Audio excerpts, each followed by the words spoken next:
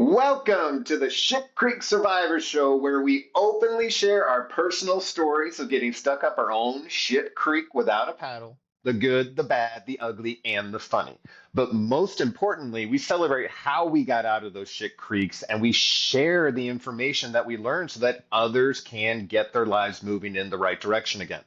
For those of you not familiar with the term stuck up shit creek without a paddle, it refers to situations, places, and circumstances we ended up in life that we never thought or believed we would. And then once we found ourselves there, we did not believe we would ever get ourselves out, but we did. Shit Creek Survivors is about sharing stories, finding support, and realizing that even when things feel like a total mess, there is a way forward. Okay. I'm joined once again by my friend and former police partner, Dennis Kaufman. How are we doing today, Dennis? That's me. I'm doing well, brother. How you doing? I am doing good. We are talking, so it's a good day. In the last episode, we discussed resilience and how it's not just being strong and powering through situations. The more I reflected after the episode, it seems like resilience is more about being a ping pong ball and or not a pinball. And regardless of how that ball is pushed around as it finds its way back down to the paddles, or I guess the gutter where it's kind of collected at the end, it's gonna end up there. There's no stopping it. It's gonna get bounced around, it's gonna get pinged around, but it's gonna get there. That's how you are. You just, as long as you don't quit, you will find your way. Okay. What were you And you gonna say? take a look. I was gonna say. I was just agreeing. Yeah, and additional, like, it's not you, like you said. It's not just staying strong and pushing through. I mean, it is in a sense, but it's not necessarily the same steps. Like, you can take a Yeah. really big step one day, and you can take a little half step back the next day. But as long as you're still focused on the goal and you're still moving towards the goal overall, that's the only way to get out of the hole is one rung at a time by climbing a ladder. You can't just jump out the top of the hole and you're out of it. You've got to work on it, and it takes work. Stay focused, stay positive, look at the goal, look forward, and keep moving forward as best you can. Little rock, big rock, whatever it takes. Move something. Yeah, it's about adapting. You know what I mean? I look back now and I'm like, man, I was so strong-headed. I'm like, if I get in shape, things will be better. Nothing will get in my way. And that's how I lived my life, whether I was in the gym, whether I was at home. You know what I mean? I just had this like very tunnel vision, but it almost was like saying I'm not allowed to be happy until I get to where I'm going, because that's what I know is the answer. But it turned out when I got there, it wasn't the answer. I needed to do something else. So it's like figuring out a way to climb out of the hole, but finding out it only gets you halfway there. You're like, no way, I've worked so hard to get here. I'm not going to work any harder. And then eventually you're like, well, I'm still in the hole. I better figure something else out. Otherwise, I'm just going to sit here, So you your hole, know? you got like the bottom pit that you work your way out. You got like a level, and then you Yeah. got another level, another wall to get up, and then maybe another level. I mean, that could go on perpetually, forever, right? That could go on. Right, right. So what happens? So the goal y- shouldn't be to get in shape. It should be to stay positive and to stay healthy, Yeah, right? yeah, absolutely. Just a thought. No, I love it. And kind of building into that, as you know from previous episodes, like life doesn't, what am I trying to say? Life doesn't care about your feelings. It doesn't. It Life doesn't. It doesn't care doesn't. about your goals. Life It doesn't care actually, about your religion. Life doesn't care about your family. Life doesn't care about anything. Life moves forward. Time goes on. right. And it's not a movie. It's No. not a movie which is Or a going game. You don't get to, to hit restart and go back a level and start over and do it again. Man, I wish right, that was the case, don't you? We could exactly. we could Because master a few levels that way. Because both those things have an end, meaning a goal to get to, and then when you're there, you kind of sit and you're like, I did it. Yeah. And you assume that's kind of it. But then guess what? Another game comes out or another movie comes out picking up on it. Actually, there was more shit ahead of them. Yeah, I mean, that's the way of the world. Life's going to continue whether you're participating in it or not. And I figure if we're here, we might as well do what we can to get moving in the direction we want to get going. Otherwise, we will end up just sitting there and feeling depressed. I have done it. It's a bummer. You just sit there and you're like, I mean, you this can do it. sucks. Yeah, You you can do can. it. But is it that definition of hell, basically? Yeah. You shared on the Facebook the other day, Jordan Yeah. Peterson. Yeah, he basically said the idea that, well, if you're, at rock bottom, you can choose to stay there, but that's hell. And as you stay there, you're going to come up with reasons why it's unfair and you're a victim, and you're actually creating a terrible situation for yourself compared to saying, you know what, no matter what, I'm going to try.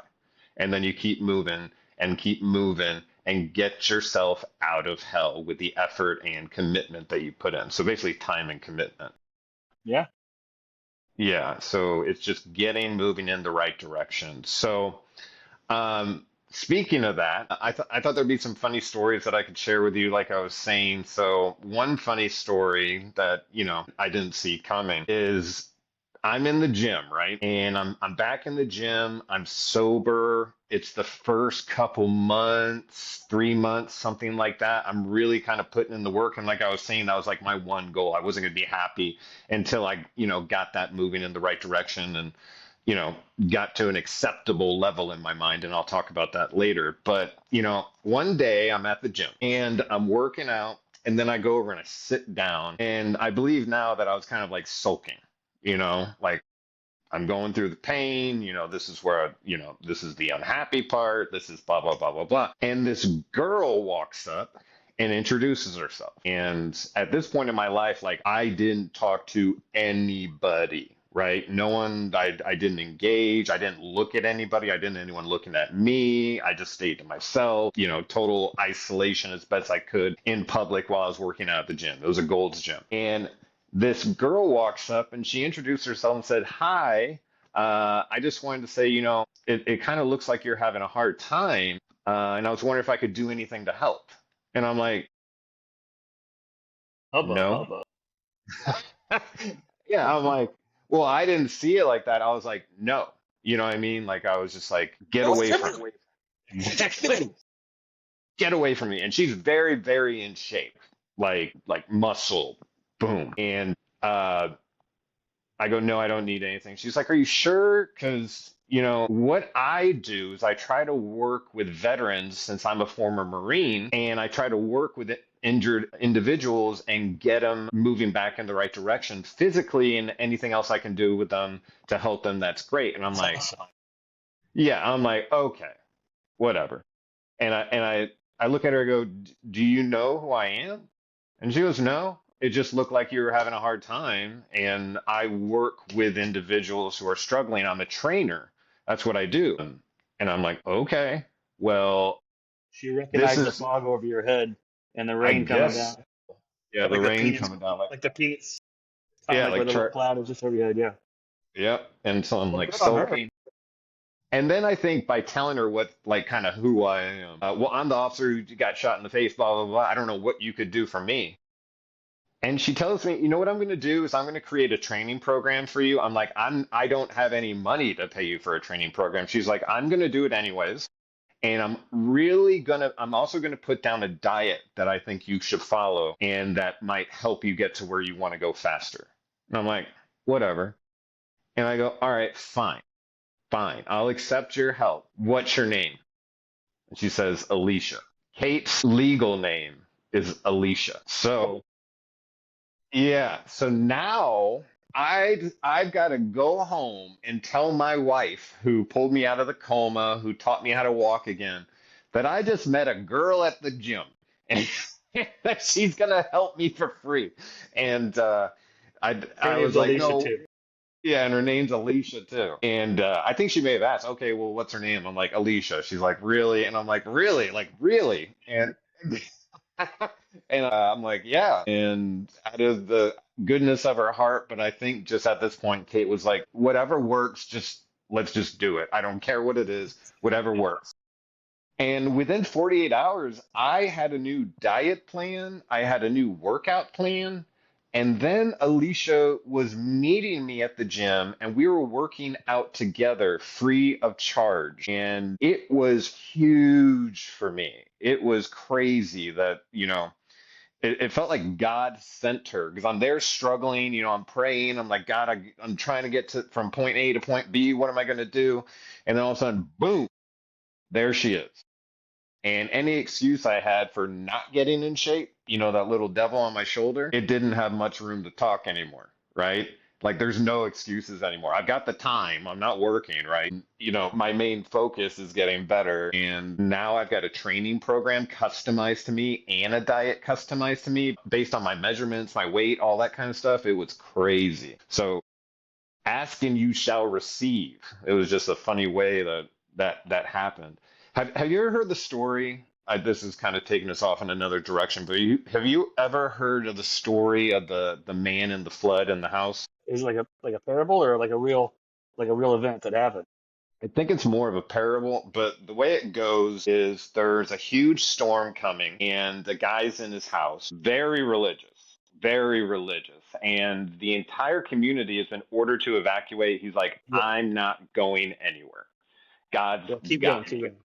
Yeah, God's got me. And so a police officer shows up, pulls up in the driveway, and says, listen, sir, you need to leave now. The storm is coming. The water is going to rise. You will not be okay in this house. He's like, no, God's protecting me. He's got me. No worries. So the cop drives off, basically makes a note saying that he refused service or whatever it is, and the storm comes in. The water starts rising, and the man has to go to his second story. And some first responders show up, and they're in a boat. They start tapping on the second story window. Get in the boat. Get in the boat. Get in the boat. We gotta go. The storm's gonna get even worse. And the guy goes, nope. God's got me. Hmm. And they make another note. This guy refused service. We got other people to help. We got to move. And so they go. Water rises even further. He has to cut through his roof to get on, or through the interior of the roof to get on top of the roof. He's on top of the roof. A helicopter comes flying in. Guy dangles down from his line, tries to strap onto him, and he says, nope, my God's got me. Yep. Helicopter goes away, and the man drowns. So the man drowns. He gets to heaven, and he's kind of upset. He felt sort of foolish. And when he got before God, he said, listen, I've got an issue.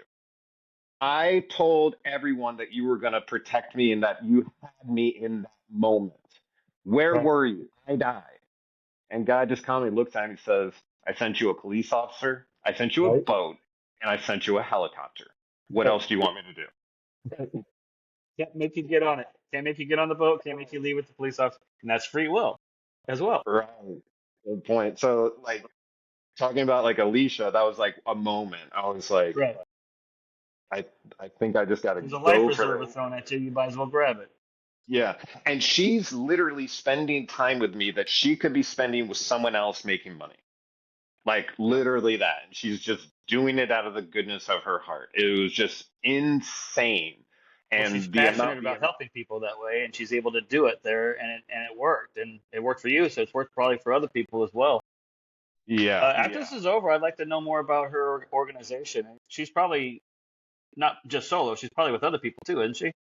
Well, she was solo. Like she was an Okay. individual doing it on her own. Now she is Well, no give her a shout longer out. Maybe somebody else it lives in her area could use her services and pay for it. yeah, yeah, You should give her a shout out if she she's wants in to. the I will. I'll talk to her first really quick because I'm not sure if she's doing any more training because she was offered a position with a company that I think she pretty much couldn't Oh, refuse. okay. So it took her away from that. I think COVID was a catalyst to that too. It's hard to be a trainer during COVID. So she had to kind of like reposition what was going on, but it really worked out for her. And, Alicia, if you're listening, thank you so much for helping me. I owe you forever and always. And you're one of those people that I can just text out of nowhere, like Kaufman, and be like, hey, what's up? And then you might respond. It might be 2 days later you respond, but you respond. And that's what friendship is. It doesn't have to be glued together all the time. It's like after years being able to call someone and being like, hey, how are you? How are Yeah. things? How's your family? You know what I mean? Like that sort of stuff. Love those people because those people are precious in your life. And thank you again, Alicia. All right. So that was a funny thing that was happening, right? So I'm working with Alicia. We're doing the kind of workouts, and I look at her and I go, do you know anyone who has PTSD? Maybe I can meet with them. She goes, you know what? There's a guy training at the gym. So she had kind of like an individual contract with a gym, private gym where individual trainers would rent time kind of deal. And she said that there was a customer of another trainer who was getting back into powerlifting, but he's a former special operations army and that he has PTSD from a service. And I was like, oh man, she's like, do you want me to set up a meeting?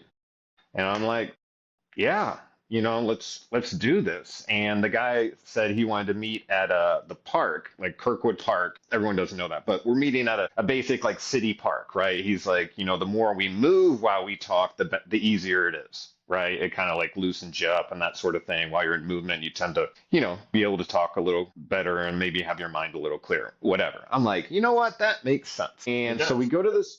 It does, yeah. And so we go to the park, and this dude, big dude, heavy dude, pulls in on a brand new Harley motorcycle, bright orange. And I'm like, okay. And Alicia had told me, she's like, he's got a motorcycle, he's kind of like, you'll have to meet him to know him. I'm like, okay. So I meet him. He's kind of quiet at first. We're moving, and I'm asking him. Basically, I had already bought the story of who he was and everything like that, so I wasn't like vetting him so much. Like, well, what did you do? Where are you from? Blah blah blah. I was just grateful for his time, and I was talking about my story, right? So I was basically like, I'm so happy you met with me. Blah blah blah blah blah. Um, I have PTSD. I'm struggling. At this point, I actually didn't think I was worthy of talking to a military person who had PTSD because in my mind, I was just a police officer. So I was sort of not intimidated, but reserved. You know what I mean? I'm just grateful for this guy giving me the time. He's been vetted by Alicia. We're good to go. Who's a Marine? And so we meet a couple. We meet the next time and he pulls in this like piece of shit truck. Not that I'm judging anyone. It's just very different from a brand new Harley, and the weather was the same.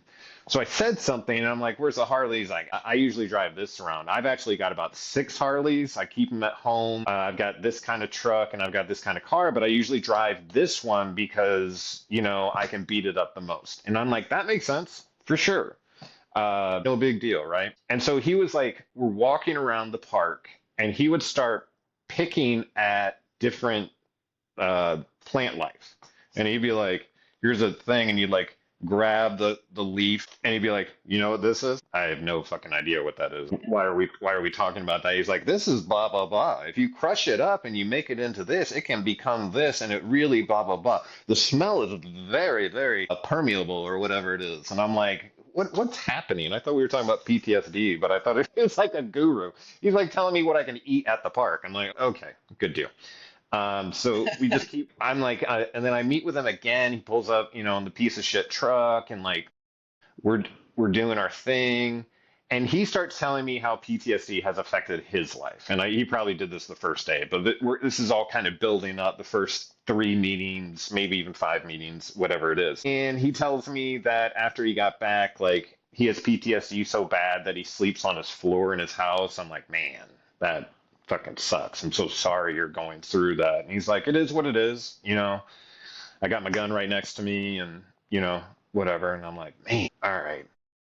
Okay. And so I'm like sharing this with my wife. I'm like, he's telling me all this stuff, blah, blah, blah, blah. Case like, this sounds really good that this guy's talking to you, blah, blah, blah, blah, blah. I start opening up a little bit more to him. I tell him that my dad was born and raised in Scotland. My mom was born and raised in England. I was actually born in England. I have a dual citizenship, and that I had done trips to Glasgow, Scotland with my dad where he grew up. And this guy proceeds to tell me that he owns a tavern in a city in Scotland on the coast. Oh wow. And I'm like, huh, okay. This Was he is U.S. Special Forces or was he British SAS? US. All right. Okay. So he's telling me this. And you know what? In my head, right as he said the Scotland thing, I was like, bullshit. Fucking bullshit. And so what they teach you in I went to a class one time that was taught by the FBI in interrogation and interviewing and everything like that. Like when someone does that to you, you don't jump in and be like bullshit, right? You actually let them inflate the story and become a fan almost. So, what I started doing is asking about different things and not focusing on one thing in particular at one time. So, it was like, hey, tell me about these motorcycles. You said you had six. And he's like, oh, yeah, yeah. Like, that's so cool. I've always wanted a motorcycle, blah, blah, blah, blah, blah. And the more you pump it up like they're a hero, the story just starts to get bigger and bigger and bigger and bigger. And the funniest part is when we were talking about, well, here's a fucked up thing. Here's a fucked up thing. So him and Alicia are hanging out, outside of the gym. I'm not with him at the time and all that kind of stuff. But he goes to a movie and during the movie, he tells Alicia, I have to leave. I'm being triggered, and went to the restroom and spent like 45 minutes the rest of the movie in the restroom. Right. So I'm really kind of believing what's going on. That's pretty nuts. Alicia's a witness. She saw this, all this kinds of stuff. But I was still like, there's something wrong with this story in general. So I'm like, tell me about the tavern in Scotland. And he's like, you don't want to hear about that. I'm like, yeah, I do. I just think it's really cool.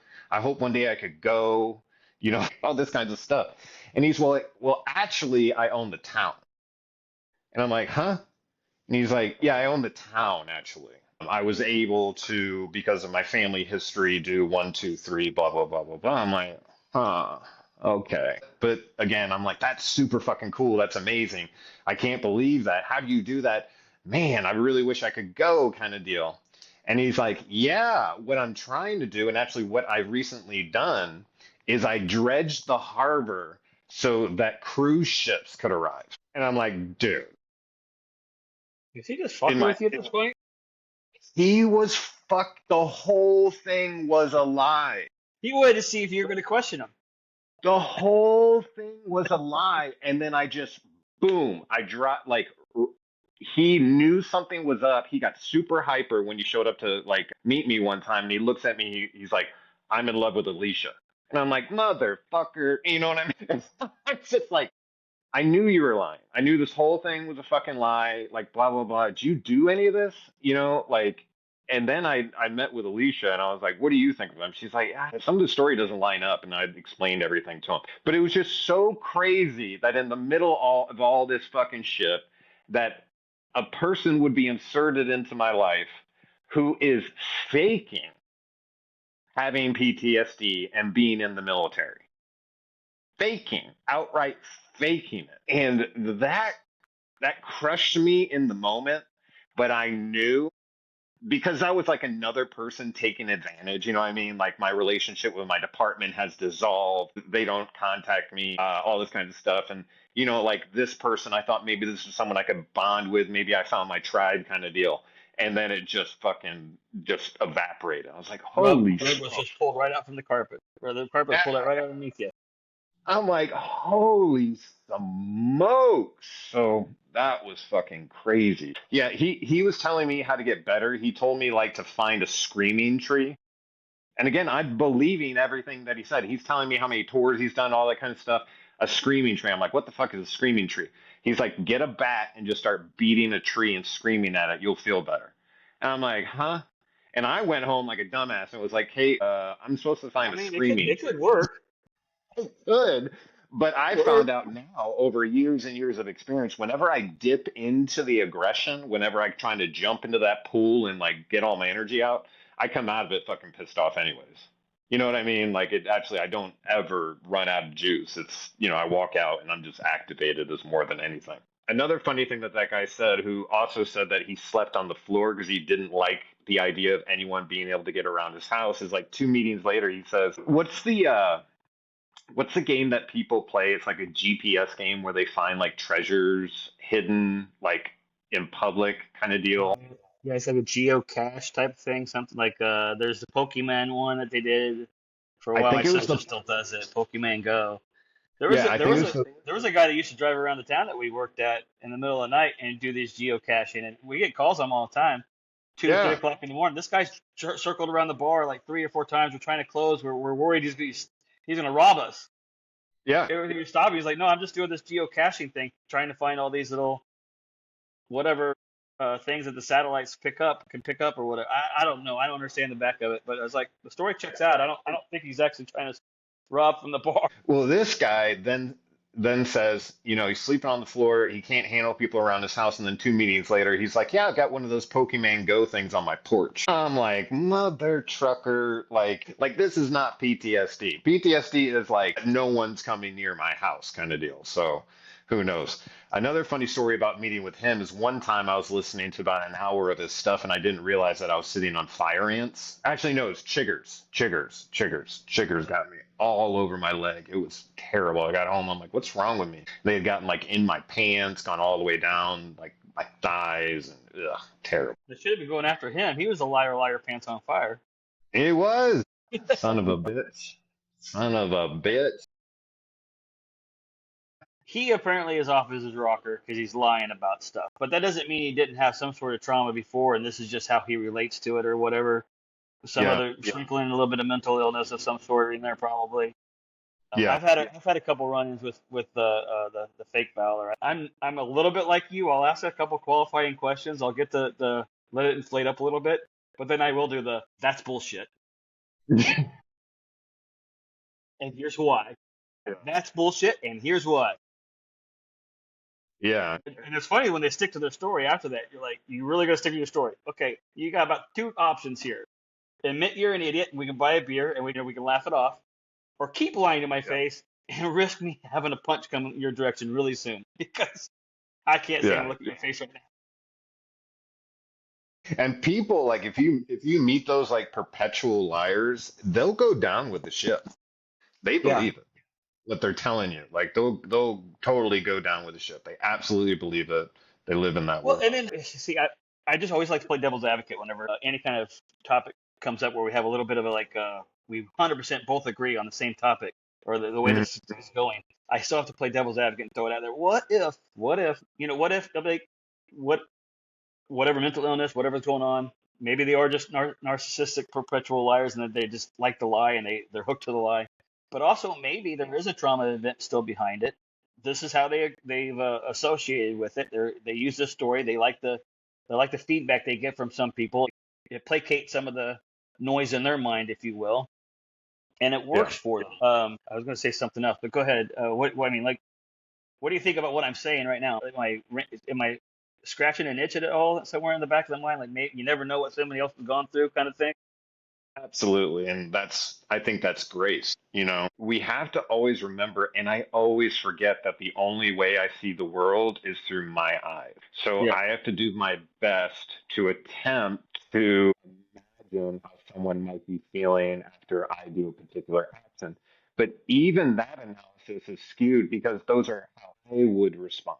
So, you know what I Right. mean? Like You have your I've got, experiences yeah, I've, that I've give you gotten the caught in insight. life a lot where I'm like, I try to understand how something happened. And the way I do it is I imagine if I were in that person's shoes, what would I do?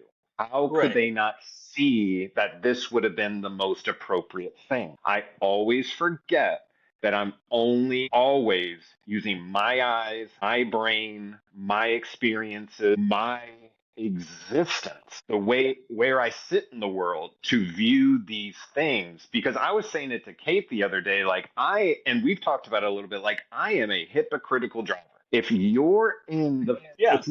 yeah, if you're in the fast lane and you're going 69, you are an idiot in my mind. If I'm behind you, if I'm driving in the fast lane and I'm driving 69 or 70 in both scenarios, whatever the speed limit is, and you're up my ass, you're an asshole. So, regardless of where I sit on one side of the fence or one car or whichever car I'm in, like I'm always going to pick me. Yeah. And That's this is scary. very easy for us to do with the age of the internet. Being a keyboard warrior becomes really easy for all of us because Yeah. there's no direct consequences to your action. It's kind of similar with road rage too. There's no direct because nobody's. I mean, somebody might. I don't know. You mess with me enough, I might be stupid enough to do it. Nobody's going to swerve at you on the road with the road rage, so there's no real consequences to the actions. You can flip somebody off and say that they're going too slow, or you can flip somebody off and say they're going too fast. I think that's something that we have to deal with as human beings anyway, just because of the internet and how that's become something. What I was going to say to finish off that last thought was sometimes people will say something that is a lie, but they don't mean it as a lie. Like it's their truth in their mind. And now this guy obviously is a different one, but he's still playing that devil's advocate because remember we were talking about your incident. In my mind, from several years ago, it's like that happened while we were still working in the same car, not the year after. Like Right. like I was on vacation, I should have been in the car with you. Wait, we were in the car that year when it happened. But in my mind, it's like it was still so close. I would have taken a lie detector test saying, no, that happened while we were still working in the same car. It just so happened I'm it happened so close to it that, uh, 8 years later, I'm going, I think I was but I went on vacation. no. And you're like, no, no, we weren't working in the cars that year. We had just went to different units to back up other people, back up other Yeah, shifts. I'm so sorry you felt that way. No, that's not your apology. I just use it as an example to kind of talk about using Yeah, empathy, put perspective. yourself into other people's minds and thoughts. Yeah. What's going on that they think this lie is somehow the truth? It's just something to keep in mind. Now, obviously, lying all the way to the point of trying to, take money from me or whatever like that, that's a different boat. Saying that saying you went to Iraq when you didn't even join in the military to begin with is kind of a stretch. I get it. I agree. But something else be going on in that guy's mind. Yeah. Yeah, absolutely. And I'll again sit there and think, well, what could it be? What could it be? What could it be? Most likely, I'm not going to be able to come up with what it is because I didn't experience it or live in. I don't see the world through that person's eyes. I always on autopilot try to see the situation through my eyes where they sat, instead of. So it's important to acknowledge, but it is hard to carry out. But that's the gift of being human. Right. And it becomes harder because we've been police officers, bro. I mean, Yeah. your Yeah. experiences, your collective of experiences is dealing with some of the people in their worst moments. So when you're trying to use empathy on somebody else's life, you tend to kind of think of some negative things first. Like, what could this person be thinking? What could this person be going through? Well, were they a criminal? Not it's not going to be that drastic, but I mean, you're Or you're did you're they not shaped by make your experiences, and a lot of your experiences are shaped on bad behavior with a lot of bad events with people in their worst times.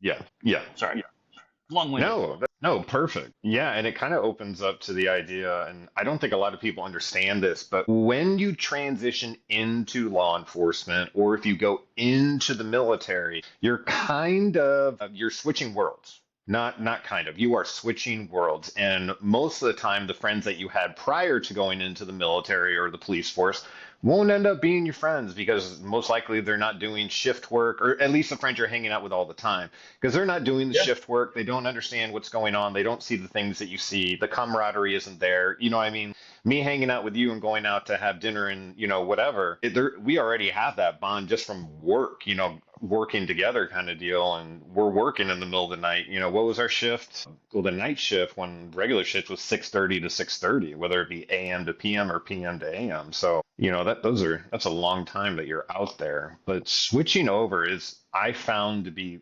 very hard. It's been what, almost 2 years since I left the department, and I Yeah. still find myself sometimes at wake at 2 o'clock in the morning, and I'll figure out I was have been working that day on night shift. You know, looking at this old schedules and stuff, you figure out like, what? I'm so used to working nights for so long because I did it in the military.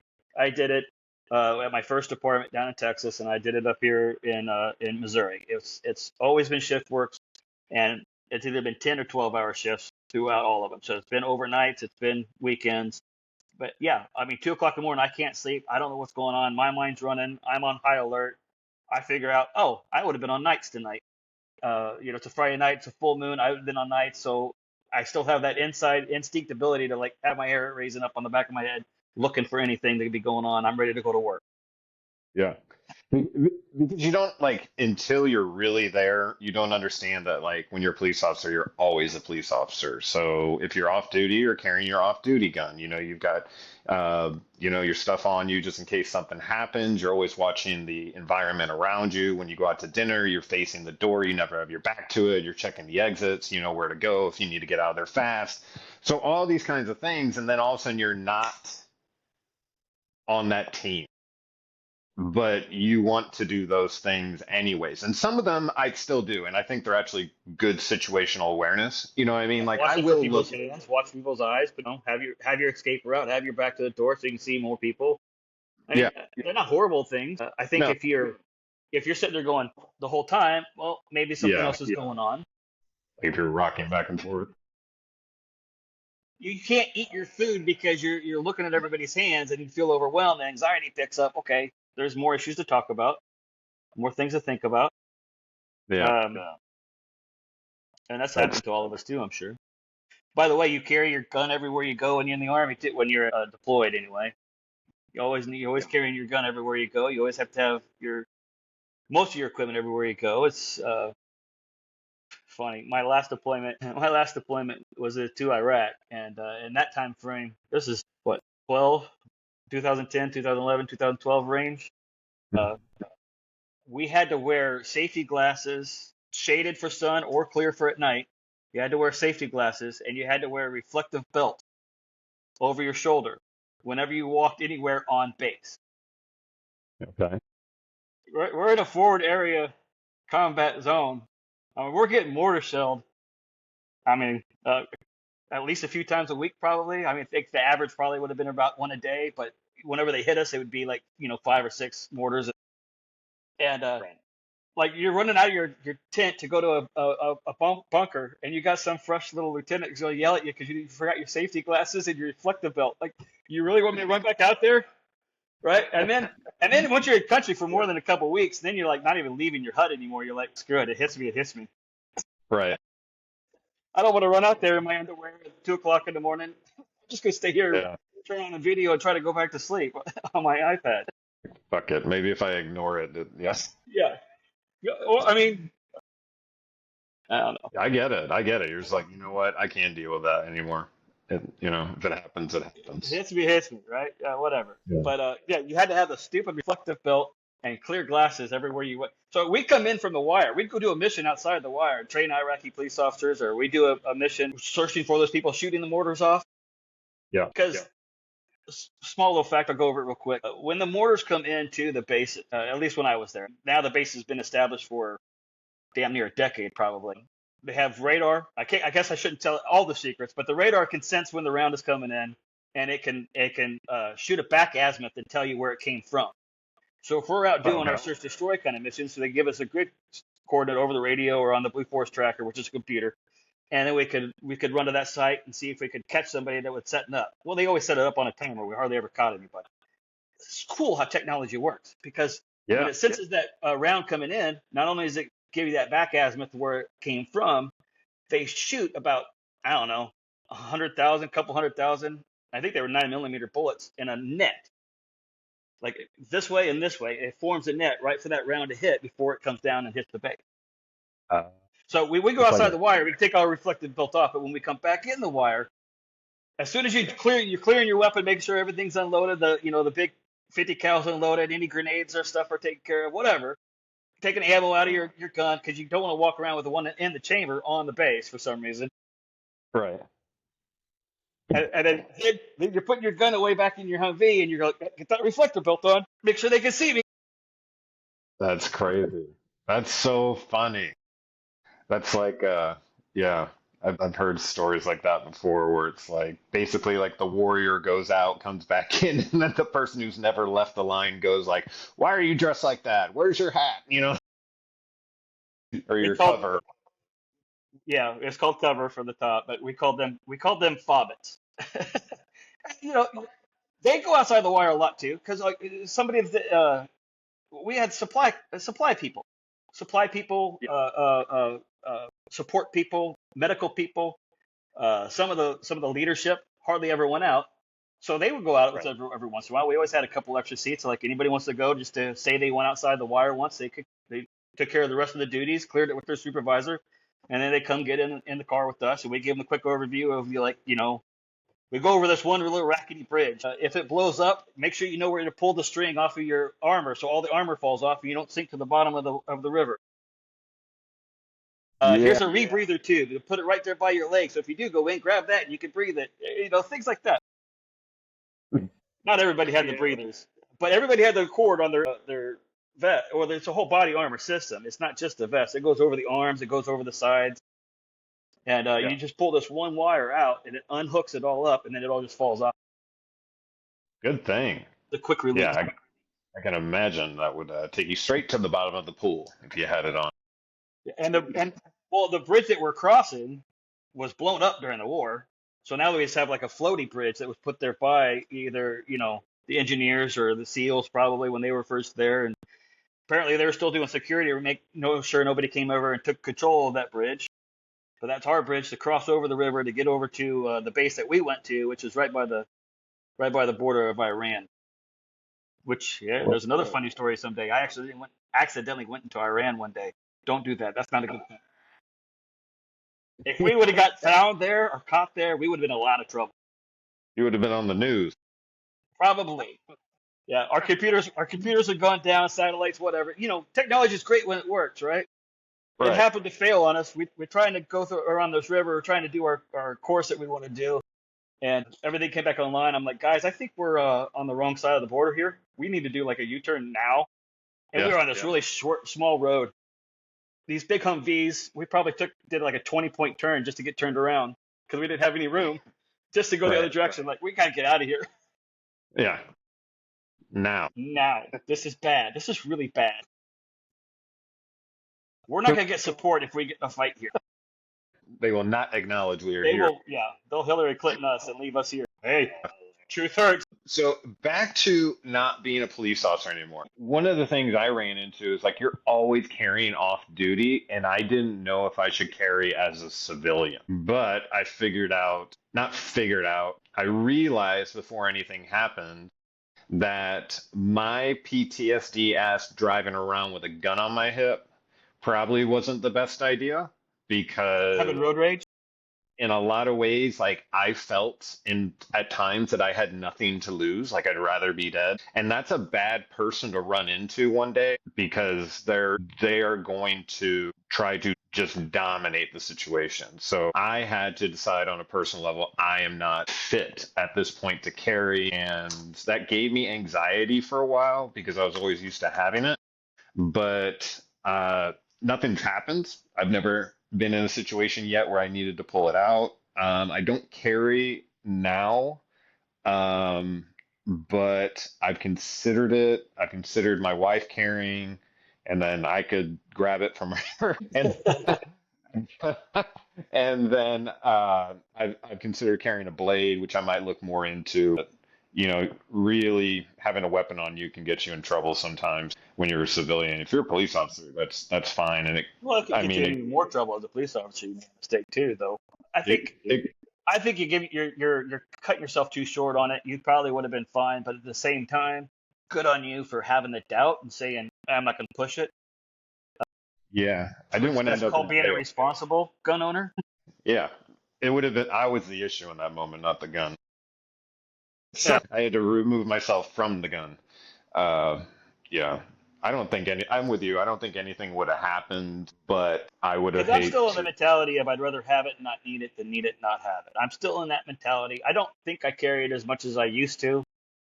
Yeah, I got a pocket carry. I'll carry around a little bit more. That way I have something. And since it's in my pocket, it's not as ready to go as if it was on my hip. So it's almost like that's a bad thing too. yeah, Because you don't have the quick draw response. It's a happy medium in there, I guess. I don't know. It works for me. I've practiced with it several times, dry firing and dry drawing, so I won't be complete unproficient with it. That's how you're supposed to be.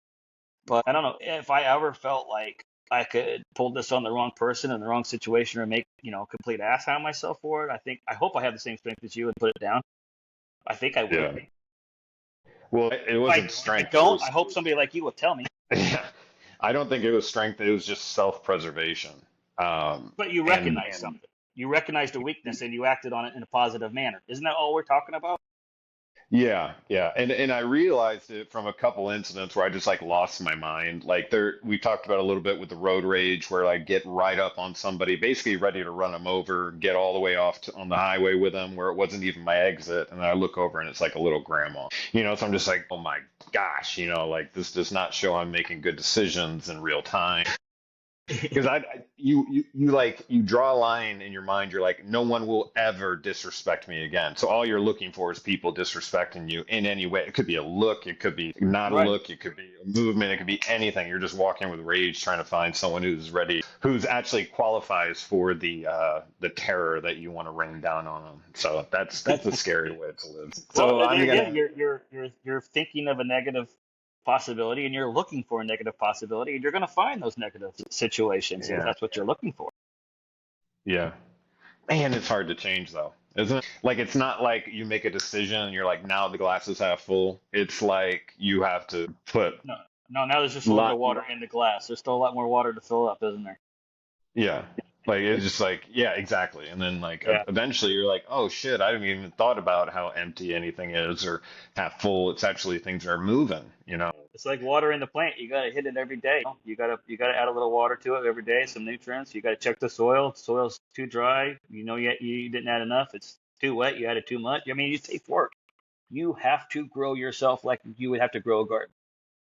You have to attend to yourself every day. You have to give yourself positive feedback. You have to give yourself positive nutrients. You have to give yourself positive environments. And when the wind and rain picks up, sometimes you need somebody to come out and put a little stick next to your stock to make you stand up strong again when the wind knocks you down.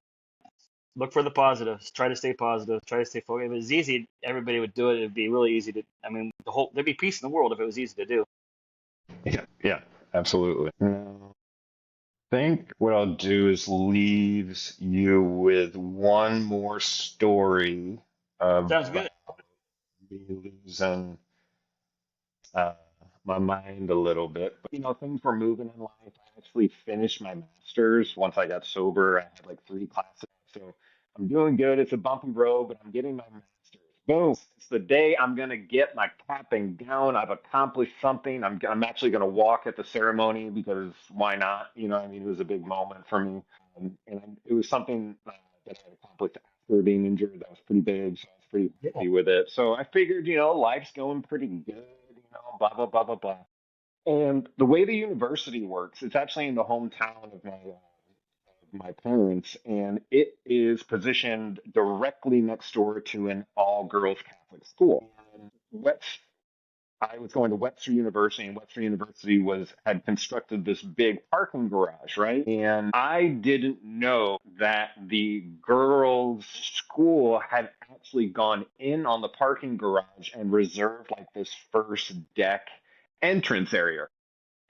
And when I was pulling in to the garage, because the where you get your cap and gown, the school store was like attached to it. I'm coming down and I take the first right turn, and it looks like I'm entering, and then I realize, oh shoot, I think this doesn't look right, and I pull up, and there's a lady there with a little high school Catholic girls' school girl standing next to her. And I pull up and I'm like about to apologize. And I lower my passenger window and she grabs a hold of my truck, puts her head in the window and says, if you park your truck in here, I'm going to have it towed immediately. You have no right to park here. This is bullshit, blah, blah, blah, blah, blah. I don't think she said this is bullshit, but she was coming at me like from that angle kind of deal. And I was just like, it's time. It's time. This Oh is it. shit! Sorry, brother. Yeah. And I'm like, it's time. So I just look at her like calmly and I'm like, I don't know who the fuck you think you're talking to, but I thought this was for the college or for the university. I'm more than happy to change where I'm parking.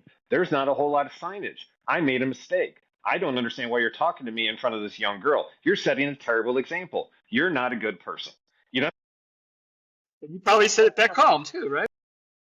maybe, but it was articulate and there was no cussing. Like real hardcore cussing, right? And the high school girl, is like looking at the teacher or whoever administrator she was, just like open jaw, just like smiling too, like, oh my God. And I'm like, I so wish I'm I had like, my phone to record this. I know. So I'm like, ma'am, I'll fix it. And I drive off, right? I drive off. I go inside. I get my cap and gown. I'm asking the ladies inside, hey, have you ever seen that lady out there for the high school, talking shit to people who were accidentally pulling into the wrong garage? And they're like, no, I've never heard of that. So I walk out with my cap and gown in hand. And everything up to that had taken place near the garage, which is actually on Webster University property. Across the street is the private school outdoor parking lot, and I see her in the parking lot. So I decide I'm going to double dip, and I'm going to go over there and go over there and tell her again, because this is it. This is it. And I go over to her and I close space, looking back at this again, like uh, not a proud moment, but because nothing happened, I'm sharing it and laughing at myself. And I was being an idiot. And I get up to her. I was like, I don't understand why you're doing that. It's not right. Blah blah blah blah blah. She starts saying, you know what? You're right. I saw it this way. You were coming in. You're supposed to know to go in there. Blah blah blah blah blah. I'm like, but I didn't see any signage. She's like, okay. And right as I should have walked away, I look at her and I go, you know what? Fuck you. Wow. Damn it. And Damn it. Damn it. everything changed. Everything Cameron, changed. she apologized. She recognized her bad behavior too. You're supposed to I recognize wasn't your done. bad behavior. I No, wasn't done. but that's accentuates the point that you were trying to make earlier. Your mind is so negative. You think like everybody's out to get me, and I will not be disrespected again. And that's how it came out because you sat on it, you swallowed it, and you didn't have a good way to get it out of you. You didn't have a good way to get that stress out of So as soon as that came out, she goes, it changed right away because it's you. basically like a student cussing in front of a teacher. Right away, it's shut down. The topic of discussion doesn't even matter.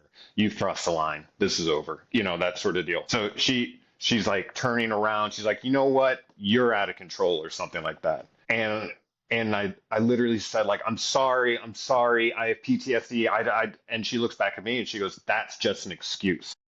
And I Yeah, was like, oh. So then I had to put my tail between my legs because and technically it walk. is. Yeah, yeah. And so I had to put my tail between my legs, walk back to the truck, and focus on not collapsing in that moment and being like, I'm a fucking monster. You know what I mean? Yeah. And bring it back down to this didn't go well. And How do although I fantasize sometimes about inflicting pain, not always, usually not physical, you know what I mean? Like, but I'm going to win the argument or I'm right, you're wrong, that sort of stuff.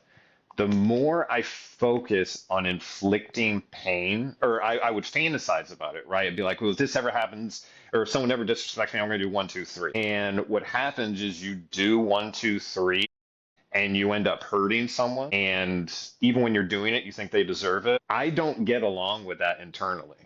Like yeah. it doesn't work for me. Like it doesn't help. It makes things so much worse because in a lot of ways you're doing what you're so upset about, Yeah. what other people you even perceive are doing to you. So it's kind of like it's You're nuts, but perpetuating the negativity in the situation that's going on around you.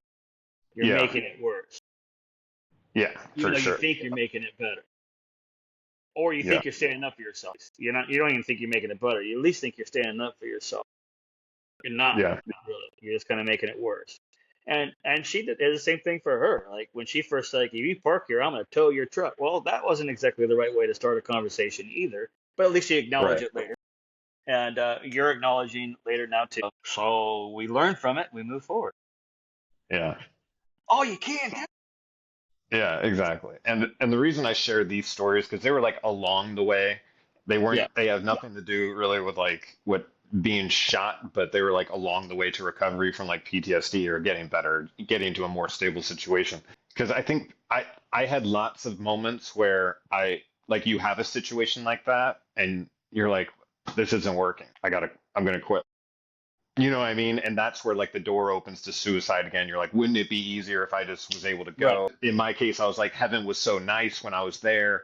The one drawback was like, will they let me in if I do this? Like, Yep. if God decided that that gunshot wasn't going to kill me, and what would happen if I decide that this one is going to kill me? You know what I mean? So I'm like, I felt like kind of like trapped in it. So you're just like, and back Life. to resilience, it just turns out resilience just isn't giving up. Even if you're like stuck in place for a little bit, it's like having that nagging feeling that I need to keep moving and just entertaining that feeling and maybe coming up with an idea and then eventually taking a step that you'll be so proud of just taking that first step. Yeah, there's many You things that we're can going to, start to enjoy every step in the right direction that happens then on yeah, out. for sure. Make that connection. Make that mental connection to the positive, where it's just retraining your brain. You had a bad experience. You started training your brain during that bad experience and recovery to physically or that bad experience. Mentally, you started connecting all those dots and feeling like I could have died, feeling like life is over, feeling like and you just kept thinking negative, negative. That even while you're Yeah, healing, it was so easy to go back to that. So it takes a while. for You sure. have to train your brain that when somebody yells at me, I'm not going to take it personal that they're yelling at me as a stranger. A stranger yells at me. It's not personal. There's a miscommunication going on here. Let's get to the bottom of it. And I can get to the bottom of it without being angry and lashing back at that person. And we're going to get through it better. We're going to get through it faster. And looking for the truth, figuring out the truth, figuring out, doing it in a loving and respectful way, you can get through anything. Not easy, Yeah. especially when you're having a bad And day. so I Especially had when to you're decide just that, talk to me or just dare me. yeah, you have to decide, like, despite anything else that happens in the world, you're going to be accountable to yourself. Yeah. Because the only times I really find myself like really miserable is when I haven't followed through on a plan or I'm procrastinating, or something like that. I'm just suffering through it. Now let's see here. So for season two, okay, we've got 2 episodes left in this season. But for season two is when we're going to be having on guests to discuss their very own shit creek, and we would love for you to be one of them. So please send us your stories of resilience and bouncing back stronger to shitcreekpodcast@gmail.com, and we can either share your story anonymously or have you share the story yourself on the show. And regardless if you're in the middle of something, you're at the end of something, or at the beginning of something, regardless of where your story is, it can help other people. And by sharing it, you're going to be able to help yourself. And you're going to be able to pick up resources while you're listening and think of different ways to handle the situation that you're in. We want to help you. So what you're going through, what you will go through, and what you have gone through does not define you. It's just where you are right now. So again, send your stories to shitcreekpodcast@gmail.com. Check out the website, www.shitcreeksurvivors.com. Follow us on Facebook at SHT Creek Survivors, and follow me, Cameron.McKay.3, on Facebook and Instagram, so you can kind of see what we're doing, how we're preparing for the episodes, and what we have planned for the future. And Dennis, I don't think we forget, covered. hold on a second, don't forget when you're sharing those stories, share the good, the bad, the ugly, share the funny, share how you got through it, all of Yeah, it, whatever you feel comfortable with, of course, but don't forget to share some of the funny parts too. Laugh at yeah. yourself some. Laugh at some of the mistakes you made. It's okay. You're human. Don't beat yourself up over these things. And you're helping somebody else. Not only are you freeing yourself by kind of getting it out Yeah. in the open, I know that that does it for me, but you may not realize it when you're doing it, but you're going to be helping someone else who's in a situation where they're having to make a decision that's very, very important. And they don't know if they can make the decision to even start trying. So if you've decided to start trying and you have a burning desire to change your life and get it moving in the right direction, just hearing that is going to help the person who's decided that they never will try, or trying isn't for them, or if they try, they won't succeed, or I'm not going to be embarrassed. You just stepping up and saying, I'm going to stand in the arena of my life instead of in the stands is going to push people forward and is going to empower you. Very So well said. Perfect. thank you. So any extra words, sir, before we let the people go this time? I said all the things I wanted to say. I even got my funny stories out of the way.